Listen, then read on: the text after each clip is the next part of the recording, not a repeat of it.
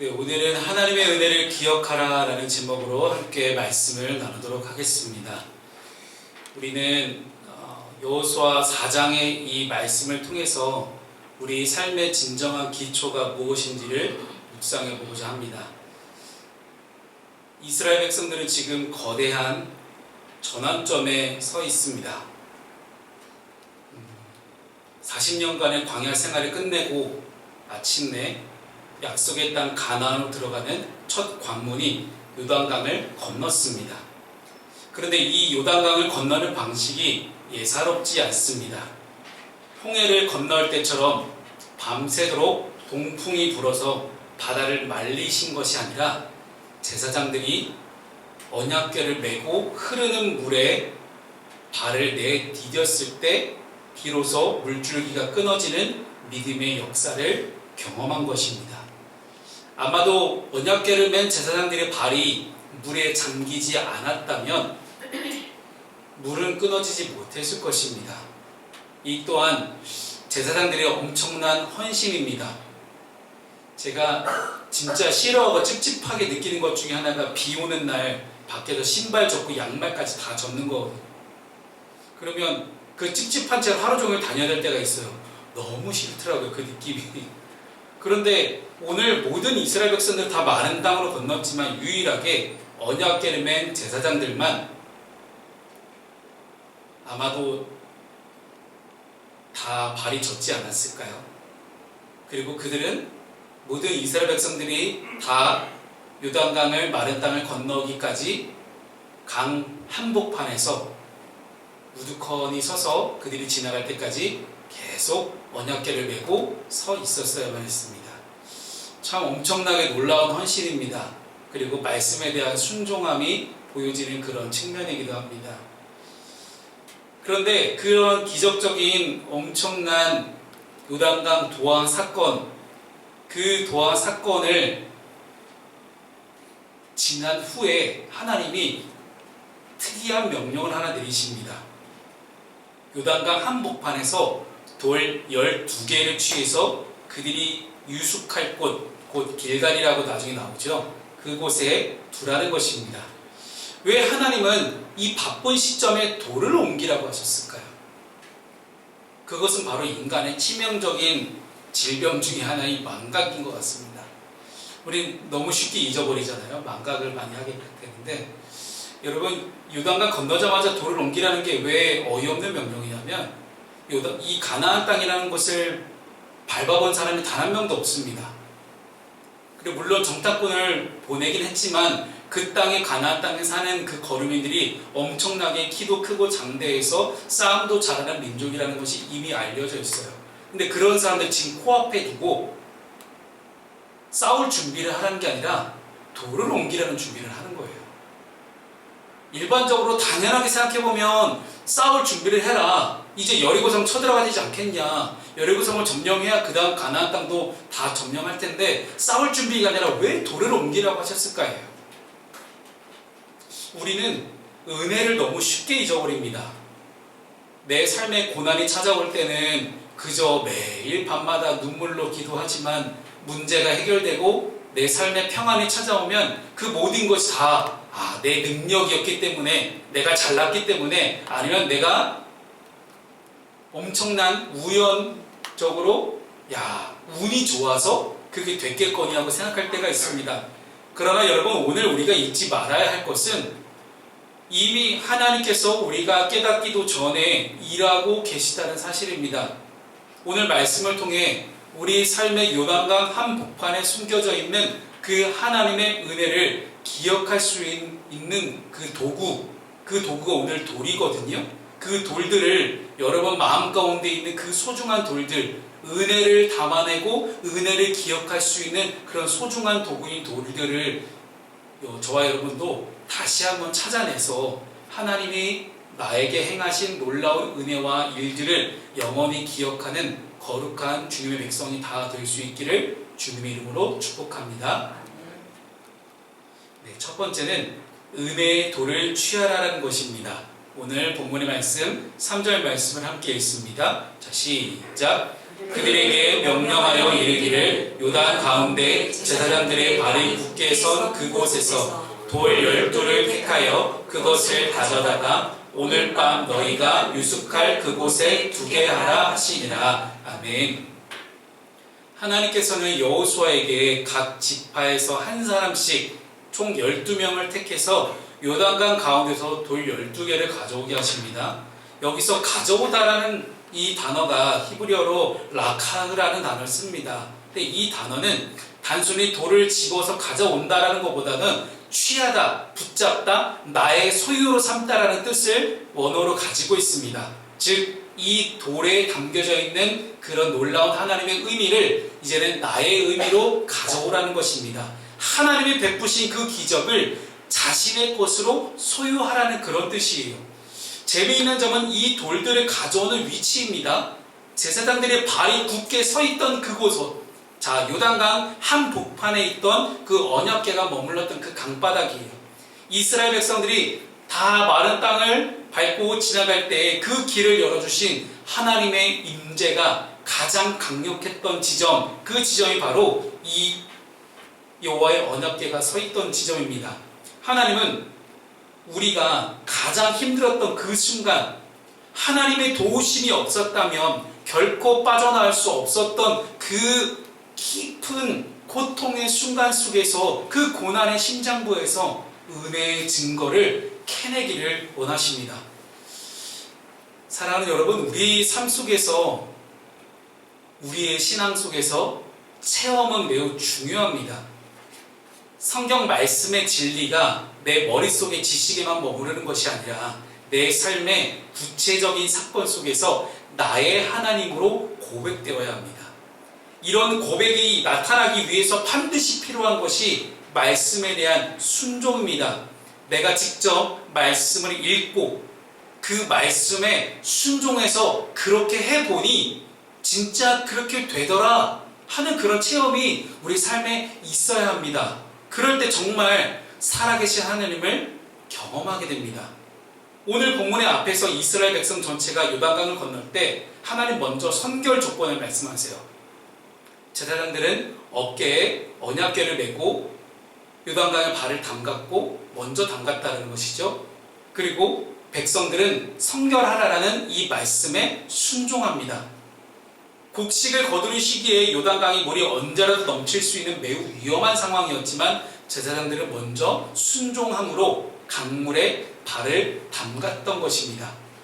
아무도 발에 물을 적시지 않았지만 오직 언약궤를 맨 제사장들만 자신들의 발에 물이 적시는 그런 엄청난 헌신을 감당합니다. 그렇게 갈라진 요단강 사이의 마른 땅을 건넌 이스라엘 사람들 중에는 여호수아와 갈렙을 제외하고는 그 어떤 누구도 홍해의 기적을 경험한 사람이 단 한 명도 없었습니다. 애국을 탈출할 때 홍해의 기적을 경험했던 사람들은 다 광야를 떠도는 40년 동안 다 죽었고 이제 여호수아와 갈렙만 그것을 직접 보고 경험했던 사람들이었습니다. 그렇기 때문에 하나님은 여호수아와 갈렙 같은 이런 이스라엘의 지도자들 외에 모든 이스라엘 백성들이 몇백만 명이나 되잖아요. 엄청나게 많은 숫자거든요. 이 한 민족 전체가 다 인도하시는 하나님, 구원하시는 하나님, 함께 하시는 하나님, 그렇게 놀라운 기적을 일으키실 수 있는 그런 하나님을 실제로 경험하기를 바라셨습니다. 무엇보다 각 지파별로 12명의 대표자가 돌을 어깨에 메고 나온 것은 공동체적인 책임과 동시에 개인적인 그런 신앙의 고백을 상징합니다. 여러분의 인생의 문제를 해결하신 그 증거가 되는 돌은 어디에 있습니까? 질병의 고통 속에서 여러분들을 건져주신 그 하나님의 은혜의 증거는 어디에 있습니까? 경제적 파산의 위기에서 붙들어 주신 그 돌, 혹은 무너진 관계 속에서 소망을 주신 그 돌, 그 돌은 여러분에게 지금 어디에 있습니까? 그것을 우리가 강바닥에 그냥 묻어두지 마십시오. 강바닥에 그냥 있는 돌들은 또다시 요단강 물이 흘렀을 때 강물 밑에 있는 돌에 불과합니다. 그러나 그것을 끄집어내고 내 삶에 나의 소유로 나의 것으로 라카흐할 때 여러분의 인생에 하나님의 은혜는 영원히 남게 될 것입니다. 따라서 오늘 이스라엘 백성들뿐만 아니라 저와 여러분의 삶 속에도 믿음의 손을 뻗어서 그 은혜의 기억을 현실의 삶으로 가지고 나오길 바랍니다. 순종하며 돌을 맬 때 그 돌은 단순한 바위가 아니라 하나님의 살아계심을 증거하는 놀라운 에베네셀의 돌이 될 것입니다. 여기까지 와서 우리를 도우셨다라는 그 놀라운 하나님의 고백이 오늘 저와 여러분에게도 있어지기를 소망합니다. 삶의 적용에 관한 질문을 드립니다. 여러분, 내 인생에 요단강 바닥에서 건져 올려야 할 감사의 돌은 무엇입니까? 아마 이 자리에 있는 모든 분들에게 다 다르게 적용될 거라 생각합니다. 그 어떤 사람도 내가 만난 하나님이 다 다를 거거든요. 그럼 여러분 인생, 여러분의 삶, 그 한복판에 있는 내가 건져야 할 감사의 돌. 그때 그렇게 하나님이 나를 건져주시고, 그때 그렇게 하나님 나를 만나주시고, 그때 그렇게 하나님 나를 인도하셨고, 그렇게 나를 보호하셨고, 구원하셨지. 감사합니다, 하나님. 그렇게 고백할 수 있는 그 돌을 여러분 오늘 끄집어내서 여러분의 것으로 라카흐할 수 있는 오늘 예배 시간이 될 수 있기를 소망합니다. 두 번째는요, 우리가 신앙의 유산을 전수하라는 것입니다. 6절은 이 돌들을 세우는 목적을 분명하게 밝힙니다. 이것이 너희 중에 표징이 되리라. 후일에 너희의 자손들이 물어 이르되 이 돌들은 무슨 뜻이냐 하거든 이라고 성경은 기록합니다. 여기서 무슨 뜻이냐고 묻는 것은 히브리 교육법의 하브르타라고 있습니다. 질문을 기초로 하는 교육법이거든요. 그래서 이 하브르타에서 이제 그리스의 이제 헬라 사상에 나오는 그 수많은 질문답들이 다 등장하게 되는데, 히브리 사람들의 교육법은 너무 단순해요. 아이가 궁금한 것을 물어봅니다. 그럼 그것에 답을 합니다. 그것이 그에게 인생 교육이었습니다. 하나님은 시각적 도구인 이 돌을 통해 신앙 교육의 장을 마련하셨습니다. 그런데 이 돌은 단순한 자연석이 아니라 죽음의 강 바닥에서 건져 올린 상처 입은 승리의 기록입니다. 이스라엘 12지파 중에 각 지파별로 대표 한 명씩 다시 내가 건너왔던 그 요단강 한가운데로 들어가서 돌을 이고 나와야 되잖아요. 그런데 여러분, 여기서 생각하는 돌이 뭐 조약돌 요만한 거였겠습니까? 거의 대부분의 성경학자들은요, 사람 몸만한 그런 거대한 돌이었을 거라고 생각을 합니다. 그래서 그 거대한 돌을 이고 나와야 되는데, 그 거대한 돌을 들고 나올 때 적어도 뭐 인용이나 안상이 정도는 돼야 이게 들겠죠. 근데 들 때 그냥 들 수 있을까요? 상처도 날 것이고 생채기도 날 것이고 어딘가 뻐근할 것이고 파스도 붙여야 되고요, 어딘가 아플 수도 있어요. 근데 그 놀라운 상처의 흔적들, 그 흔적들을 기억할 때마다 아마 그 누군가 한 명은, 각 지파별로 한 명은 그랬지, 내가 그때 말이야, 라떼는 말이야 요단강 한가운데 들어가서 그 돌을 이고 나온 사람이야 내가. 그런 놀라운 은혜의 간증들이 우리 삶에도 있어야 되지 않겠습니까? 그래서 이 지점에서 우리가 사도 바울의 고백을 한번 떠올려 보겠습니다. 갈라디아서 6장 17절 말씀인데요, 함께 읽겠습니다. 시작. 누구든지 나를 괴롭게 하지 말라. 내가 내 몸에 예수의 흔적을 지니고 있노라. 아멘. 여기서 흔적에 해당하는 헬라어가 스티그마라는 단어를 씁니다. 제가 참 좋아하는 헬라어 중에 하나인데요, 이 스티그마는 당시 노예나 군인의 몸에 그 소유주를 표시하기 위해서 불로 지져서 새긴 낙인을 의미합니다. 사실 그렇게 좋은 단어의 의미는 아니에요. 그런데 바울은 그 스티그마라는 단어를 일부러 끄집어 와서 사용합니다. 왜요? 이 스티그마라는 흔적은 종속 관계를 의미하는 분명한 낙인이에요. 내가 누구의 소유다, 내가 누구의 노예이다, 내가 누구의 병사이다 라는 그런 낙인이거든요. 바울은 예수 그리스도의 종, 예수 그리스도의 군사였습니다. 그래서 예수 그리스도의 십자가 복음의 흔적을 자신도 지니고 있노라라고 말씀하고 있는 거예요. 십자가의 복음이 자신의 삶을 얼마나 변화시켰는지를 나타내고 있는 그 단어로 이 사람은 스티그마라는 단어를 채용하고 왔습니다.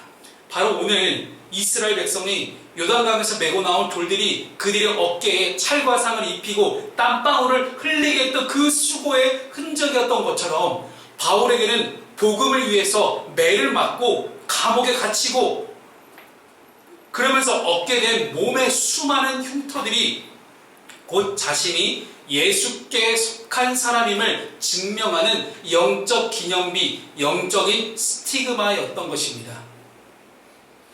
기독교 신학에서 강조하는 그리스도인의 완전한 거룩성이나 혹은 성결은 단순히 도덕적으로만 깨끗한 상태를 의미하지 않습니다. 그것은 내 삶의 고난과 위기 속에서 우리 주님을 끝까지 신뢰함으로 얻게 된 그런 사랑의 흔적을 지니는 것을 그리스도인의 완전이라고 이야기합니다. 그래서 우리는 거룩하게 되어지는 과정, 성화의 과정을 우리는 지나고 있습니다. 주님을 만나는 그날까지 매일매일 기도와 말씀을 통해서 하나님을 예배하고 하나님 안에서 거룩하게 되어지는 과정 가운데 있습니다. 근데 그 과정 가운데서 우리에게 이런 스티그마가 없을 수는 없어요. 내가 복음을 듣고 믿으면서 복음을 전하며 살아가는 나의 모든 인생 가운데 그런 놀라운 하나님을 사랑하면서 얻게 되는 이런 엄청난 흔적들이 우리에게 없을 수는 없다라는 것입니다. 근데 만약에 없다면 그것도 문제가 되겠죠. 그래서 여러분을 한번 돌아보겠습니다. 내 삶에는 지금 이런 흔적들이 있는가? 오늘 길갈에 세워진 이 12개의 돌은 이스라엘 공동체가 지닌 집단적인 스티그마였습니다. 그 돌들을 볼 때마다 그들은 우리는 그 요단 강바닥이라는 죽음의 자리에서 죽을 수밖에 없었던 그 엄청난 자리에서 발을 내디뎠던 돌을 끄집어 나왔던 그런 순종의 사람들이다 라는 그런 정체성을 다시 한번 회복할 수 있는, 떠올릴 수 있는 그런 중요한 도구가 바로 이 돌 그리고 스티그마였던 것입니다. 사랑하는 성도 여러분, 신앙이라는 것은 단순히 입술의 고백만으로 전수될 수는 없습니다. 아무리 부모가 자녀에게 예수 믿어라라고 입만 계속 이야기한다고 해서 되는 것도 아니라는 것입니다.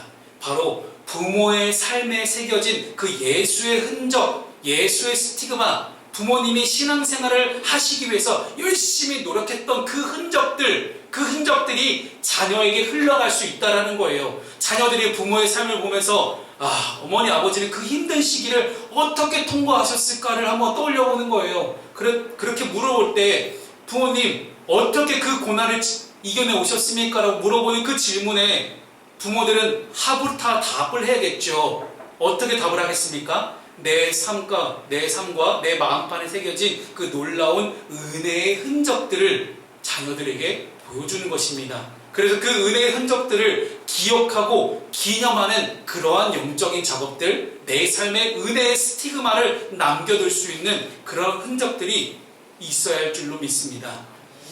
7절 말씀을 함께 읽어보겠습니다. 시작. 요단물이 여호와의 언약궤 앞에서 끊어졌나니 곧 언약궤가 요단강을 건널 때 요단물이 끊어졌으므로 이 돌들이 자손에게 영원히 기념이 되리라 하니라. 아멘. 여러분, 저는 여기서 기념이라는 단어를 이야기하기 위해서 7절 말씀을 함께 읽었습니다. 이 기념이라는 단어를 히브리어보다는 헬라어를 통해서 여러분께 설명드리는 게 훨씬 더 의미가 많이 다가올 것 같습니다. 신약 성경으로 넘어가게 되면 이 기념이라는 단어를 똑같이 아남네시스라는 단어를 쓰거든요. 아남네시스라는 이 단어가 단순히 과거를 기억을 회상하는 그런 수준에 머무르는 단어가 아니라 과거의 사건을 오늘 여기로 불러와서 현재화시키는 능력이 있는 단어가 아남네시스라는 단어예요. 제가 이 아남네시스라는 단어를 왜 이렇게 중요하게 설명드리냐면 2000년 전에 죽었던 예수라는 한 청년의 죽음이 도대체 우리와 무슨 상관이 있냐는 거예요. 이게 믿어지십니까? 도대체 그래서 우리의 신앙에는 이 아남네시스가 꼭 있어야 돼요. 예수님께서 잡히시기 전날 밤에 제자들을 불러놓고 뭐 하셨죠? 성찬하셨죠. 근데 성찬하시면서 말씀하신 게 두 가지예요. 기억하고 기념해라. 그러면 예수께서 우리를 위해 십자가를 지신 것까지는 기억하겠어요. 그러면 그걸 우리가 어떻게 기념할 것인가가 우리의 신앙을 결정한다는 거예요. 우리가 성찬식을 우리는 지금도 합니다. 성찬식을 하며 주님의 십자가 흔적을 기념하고 재현합니다. 우리의 삶의 스티그마, 우리 부모님의 삶의 신앙을 지켜왔던 그 놀라운 그 스티그마 등을 다시 한번 재현하고 기억하고 기념할 때 우리 자녀들은 그거 보고 자란다는 거예요. 그 사건은 다음 세대에게도 동일하게 계속해서 구원의 사건으로 재현될 수밖에 없게 된다는 것입니다. 그렇다면 오늘 내 삶 속에 하나님을 위해 그리스도의 복음을 듣고 살아가는 그 복음대로 살려고 분투하고 애쓰고 노력하는 그 자리는 절대 교회의 자리는 아닙니다. 당장 내일부터 시작되는 여러분의 일상의 자리, 삶의 자리, 직장의 자리, 가정의 자리에서 내가 복음을 들고 복음대로 살려고 열심히 노력하는 그 삶의 자리에서 나타나는 그 수많은 스티그마 흔적들, 그 흔적들을 내가 기억하고 기념하는 아남네시스하는 그 순간들이 우리에게는 비로소 복음대로 살다 보니 진짜 그대로 되더라 하는 그런 놀라운 간증의 순간이 된다는 것입니다. 그리고 우리는 그것을 우리의 자녀들에게 그리고 우리 이웃들에게 전하는 사명이 있습니다. 오늘 여러분의 인생에는 어떤 스티그마가 있습니까? 남들에게 보이기 부끄러운 상처입니까? 아니면 하나님의 행하신 일들을 증거하는 영광스러운 흔적입니까? 내 몸과 영혼에 새겨진 이 예수의 흔적을 여러분 자랑스럽게 여기시기를 바랍니다. 우리가 주일마다 모여서 예배드리고 삶의 자리에 감사의 기념비를 세우는 이 중요한 이 오전 11시의 시간은 아마도 우리 자녀들이 길을 잃어버렸을 때 우리가 남긴 이 은혜의 스티그마를 이정표 삼아 다시 하나님께 돌아오게 하는 그런 놀라운 지표석이 될 것입니다. 그래서 저는 이 11시 예배가 우리 모두에게 그렇게 은혜를 기억하고 기념하는 그런 흔적, 그런 스티그마가 될 수 있기를 소망합니다. 여러분의 삶이 하나님의 행하신 위대한 일들을 몸으로 기억하고 입으로 이야기하는 거룩한 흔적들의 저장소가 될 수 있기를 소망합니다. 그리고 두 번째 제가 삶에 적용해 할 수 있는 질문을 드립니다. 우리의 자녀나 이웃들에게 전해줄 나만의 하나님의 이야기가 준비되어 있습니까?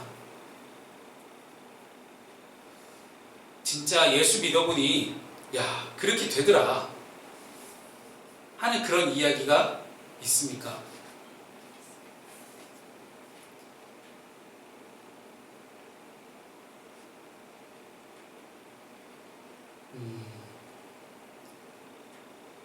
사실 많은 사람들이 예수를 믿는 것은 보이지 않는 하나님을 믿는 것이 참 쉽지 않고 어렵습니다.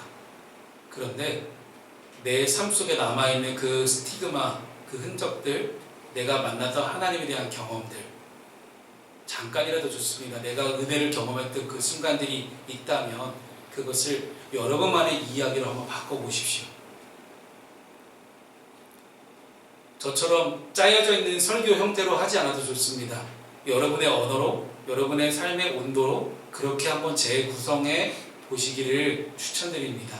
그리고 우리는 그것을 우리 이웃들에게 전하는 삶을 살아가면 됩니다. 그렇게 신앙이 전달되고 전달되는 그 중요한 통로가 여러분의 삶의 한 자리가 될 수 있기를 소망합니다. 마지막으로 세 번째는요, 하나님의 주권을 신뢰하라는 것입니다. 오늘 본문의 10절과 18절 말씀을 우리가 연달아 함께 읽어보도록 하겠습니다. 자, 우리 10절부터 함께 읽습니다. 시작.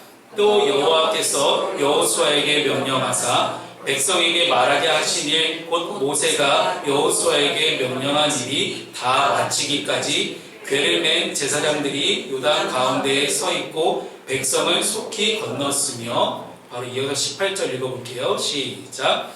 여호와의 언약궤를 맨 제사장들이 요단 가운데에서 나오며 그 발바닥으로 육지를 밟는 동시에 요단물이 본 곳으로 도로 흘러서 전과 같이 언덕에 넘쳤더라. 아멘. 제사장들이 강에서 올라와서 그 발바닥 육지를 밟는 그 순간 요단물이 본래대로 흘러 언덕에 넘쳤다라고 오늘 본문이 기록합니다. 이것은 철저한 하나님의 주권을 상징합니다. 거기에 어떤 기계장치도 없습니다. 사람의 어떠한 노력도 없습니다. 요단강이 멈춘 것은 자연현상이 아니죠. 하나님 말씀이 담긴 언약궤가 그 자리를 지키고 있었기 때문이에요.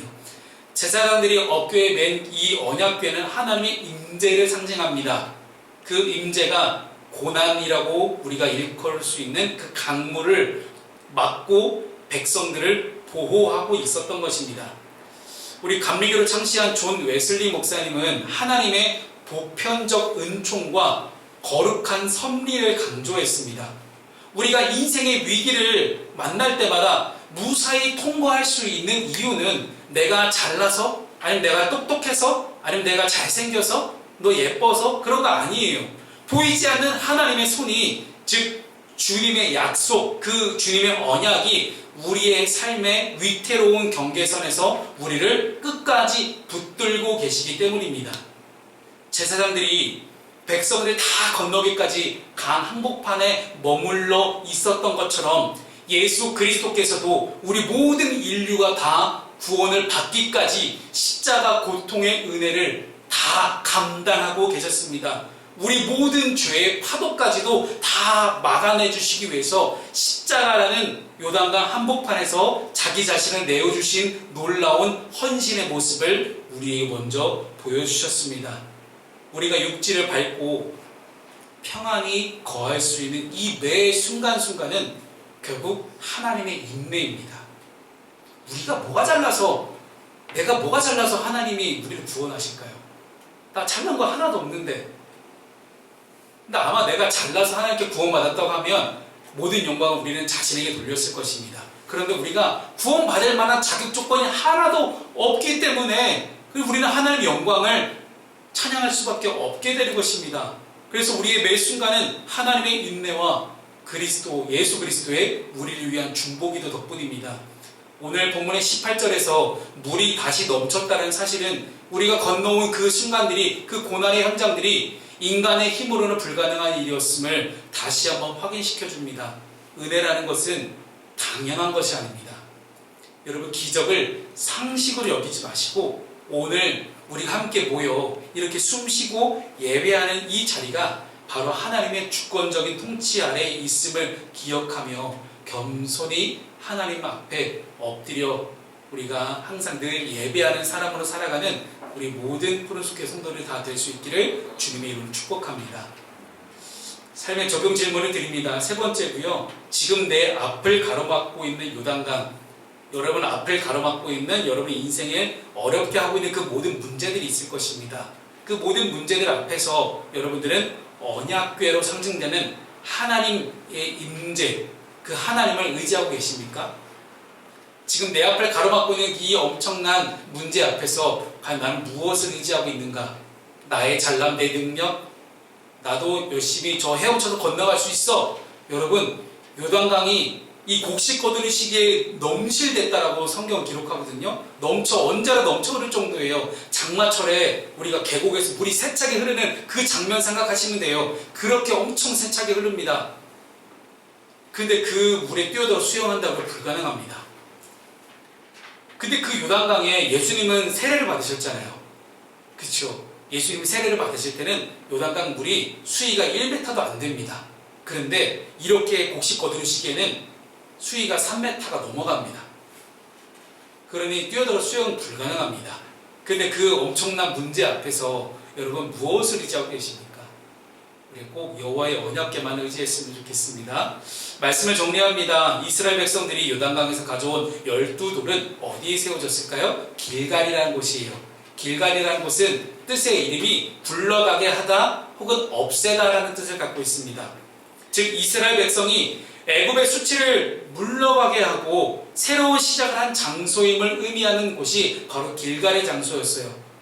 그래서 약속의 땅을 차지할 하나님의 군대로 거듭난 장소, 그 장소가 바로 길갈이었던 곳입니다. 우리 인생에도 길갈이 필요합니다. 과거의 상처와 우리 망각의 늪에서 벗어나 하나님이 내 삶에 행하신 그 위대한 일들을 돌판에 새기듯이 내 마음판에 새겨야 합니다. 이 12돌은 궁극적으로 우리를 위해 고난의 요단강을 몸소 건너신 예수 그리스도를 예표합니다.